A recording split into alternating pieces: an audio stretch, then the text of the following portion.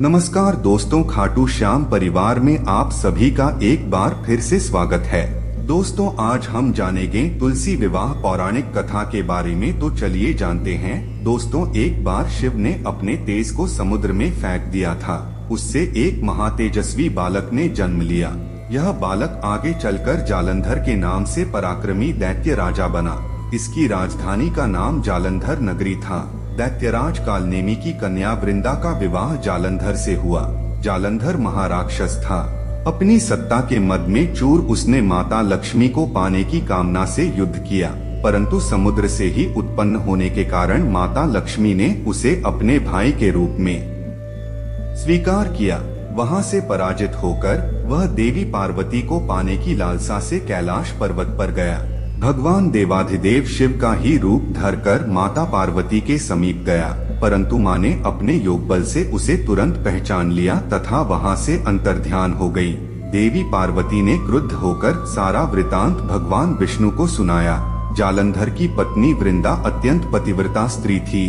उसी के पतिव्रत धर्म की शक्ति से जालंधर न तो मारा जाता था और न ही पराजित होता था। इसीलिए जालंधर का नाश करने के लिए वृंदा के पतिव्रत धर्म को भंग करना बहुत आवश्यक था। इसी कारण भगवान विष्णु ऋषि का वेश धारण कर वन में जा पहुँचे, जहाँ वृंदा अकेली रमण कर रही थी।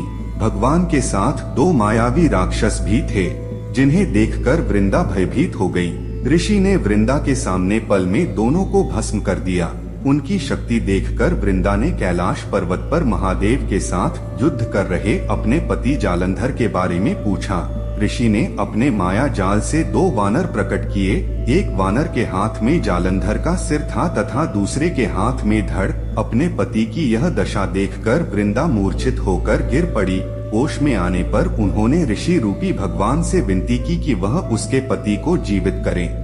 भगवान ने अपनी माया से पुनः जालंधर का सिर धड़ से जोड़ दिया, परंतु स्वयं भी वह उसी शरीर में प्रवेश कर गए।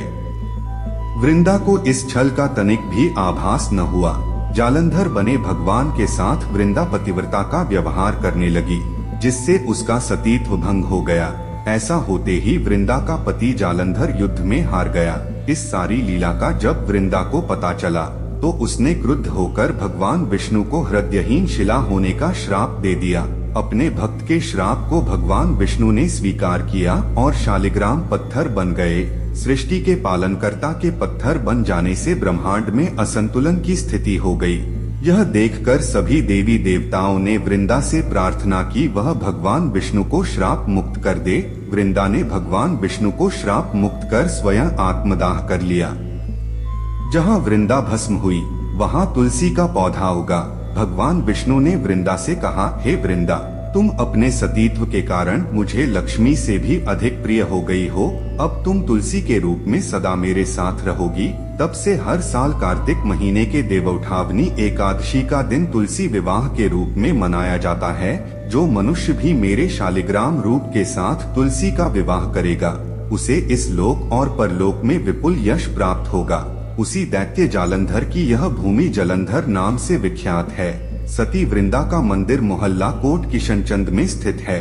कहते हैं कि इस स्थान पर एक प्राचीन गुफा भी थी, जो सीधी हरिद्वार तक जाती थी। सच्चे मन से 40 दिन तक सती वृंदा देवी के मंदिर में पूजा करने से सभी मनोरथ पूर्ण होते हैं। जिस घर में तुलसी होती है, वहाँ यम के दूत भी असमय नहीं जा सकते। मृत्यु के समय जिसके प्राण मंजरी रहित तुलसी और गंगा जल मुख में रखकर निकल जाते हैं, वह पापों से मुक्त होकर वैकुंठ धाम को प्राप्त होता है। जो मनुष्य तुलसी व आंवलों की छाया में अपने पितरों का श्राद्ध करता है, उसके पितर मोक्ष को प्राप्त हो जाते हैं। तो दोस्तों, ये थी इसकी कथा। आप सभी का धन्यवाद कथा को पूरा सुनने के लिए। जय श्री कृष्णा। हर हर महादेव।